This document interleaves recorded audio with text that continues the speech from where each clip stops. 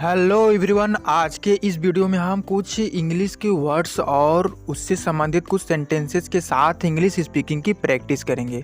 पहला वर्ड है afraid of. इसका मतलब होता है डरा हुआ या भयभीत। मैं तुमसे डरता नहीं हूँ।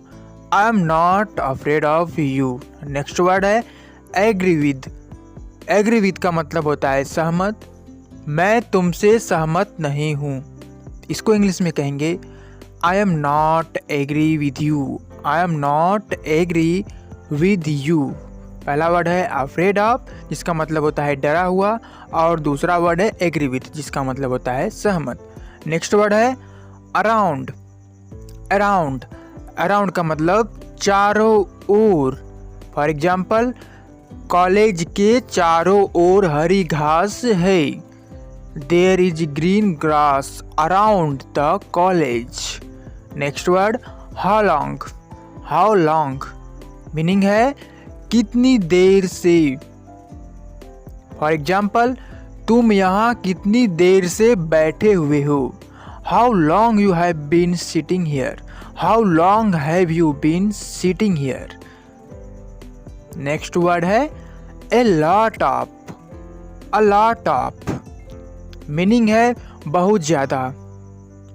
मुझे बहुत ज़्यादा काम करना पड़ता है। I have to do a lot of work. Next word है अनाउंस। अनाउंस का मतलब घोषणा करना या सूचित करना।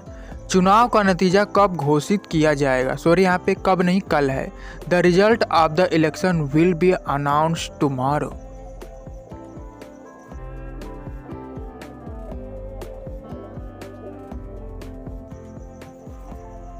Any how. Any how meaning है हर हालत में। फॉर एग्जाम्पल, किसी भी तरह इसे ठीक करो।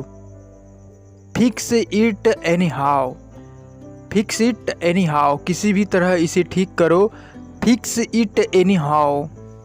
आर्ग्यू मीनिंग है बहस करना। मैं आपसे बात नहीं करना चाहता हूँ या मैं आपसे बहस नहीं करना चाहता हूँ।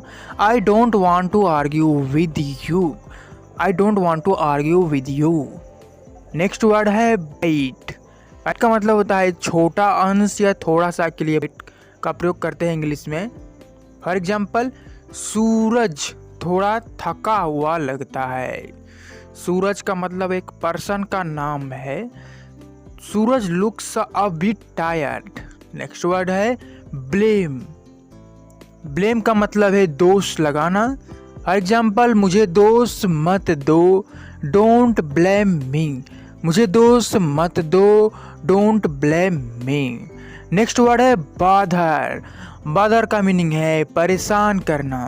अक्सर हम लोग ऐसे बोल सकते वाक्यों में बोलते हैं, मैं तुम्हें फिर से परेशान नहीं करूँगा। तो इसको इंग्लिश में कहेंगे आई विल नॉट बादर you again. I will not बादर यू अगेन। नेक्स्ट वर्ड है बो। बो का मीनिंग है झुकना, हार मानना के लिए बो का प्रयोग करते हैं। फॉर एग्जाम्पल, मैं झुकेगा नहीं। इसको इंग्लिश में कहेंगे आई विल नॉट बो डाउन, या इसको हम केवल आई विल नॉट बो भी बोल सकते हैं। आई विल नॉट बो डाउन। नेक्स्ट वर्ड है ब्रिंग। ब्रिंग का मतलब है लाना, ले आना या सामने आना। जैसे कि एक कप चाय लाओ। Bring a cup of T. या फिर होता है एक गिलास पानी लाओ। Bring a glass of water. Next word है बर्डन। बर्डन का मीनिंग है भार देना या कष्ट देना। फॉर एग्जाम्पल, मैं तुम्हारे लिए बोझ नहीं बनना चाहता हूँ। I don't want to be a burden to you. I don't want to be a burden to you. पहला वर्ड है bring मिस लाना, दूसरा वर्ड है burden या भार देना, बोझ देना। नेक्स्ट वर्ड है dare। dare को हिंदी में कहते हैं हिम्मत करना। ऐसा करने की हिम्मत मत करो। Don't you dare to do that. Don't you dare to do that. Next word है decide।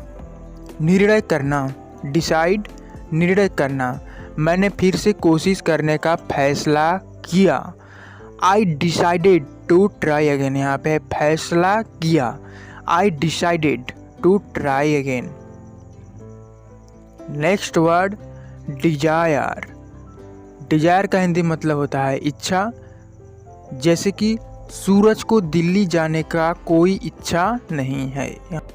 Suraj has no desire to go to Delhi. Suraj has no desire to go to Delhi. Next word है एफर्ट। एफर्ट का हिंदी मतलब है प्रयास। For example, आप प्रयास किए बिना कुछ हासिल नहीं कर सकते। इसको इंग्लिश में कहेंगे you can't achieve anything without effort. You can't achieve anything without effort. Next word exactly. Exactly को हिंदी में कहेंगे ठीक ठाक, वास्तव में। इसके लिए आप प्रयोग करेंगे एग्जैक्टली का। फॉर एग्जाम्पल, आपकी समस्या वास्तव में क्या है। एक और बात, एग्जैक्टली को हम वास्तव में भी बोलते हैं। जैसे कि इस सेंटेंस में है, आपकी समस्या वास्तव में क्या है। What exactly is your problem, या हिंदी में भी बोल सकते हैं एग्जैक्टली आपकी समस्या क्या है। Next word expensive. एक्सपेंसिव का मतलब होता है महंगा। मुझे लगता है कि यह बहुत महंगा है। I think this is too expensive. This is too expensive. Next word है हेसिटेट। हेसिटेट का मतलब होता है दुविधा में पड़ना, हिचकिचाना, हिचकिचाहट जैसी वर्डों के लिए हम इंग्लिश में प्रयोग करेंगे हेसिटेट का। यदि आपको कुछ चाहिए तो मुझे बताने में संकोच न करें। Don't hesitate to help me if you need anything. Next word है इमीडिएटली, जिसका मतलब होता है तुरंत या तत्काल। फॉर एग्जाम्पल, आपको तुरंत अपने घर जाना चाहिए। You must go to your house immediately. You must go to your house immediately. Next word है इनोसेंट। इनोसेंट का मतलब होता है मासूम, भोला भाला, निर्दोष, सीधा साधा। फॉर एग्जाम्पल, वह एक प्यारी मासूम लड़की है। इसको इंग्लिश में कहेंगे she is sweet and innocent girl. Next word है इंसिस्ट। इंसिस्ट को हिंदी में कहेंगे दृढ़ता से कहना, हट करना। फॉर एग्जाम्पल, मेरे पिता ने जोर देकर कहा कि हमें जाना चाहिए। My father insisted that we should go. My father insisted that we should go. Next word intention. Intention का मीनिंग है इरादा या नीयत। मेरा तुमसे झगड़ा करने का कोई इरादा नहीं था।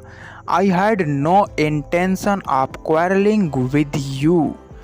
I had no intention of quarrelling with you. Next word है इन्वॉल्व। इन्वॉल्व का मीनिंग है शामिल करना, फंसाना, सम्मिलित करना जैसी वर्ड के लिए इंग्लिश में कहेंगे इन्वॉल्व। फॉर एग्जाम्पल, मुझे इस मामले में मत फंसाओ। Don't involve me in this matter. Don't involve me in this matter. Next word है लैक।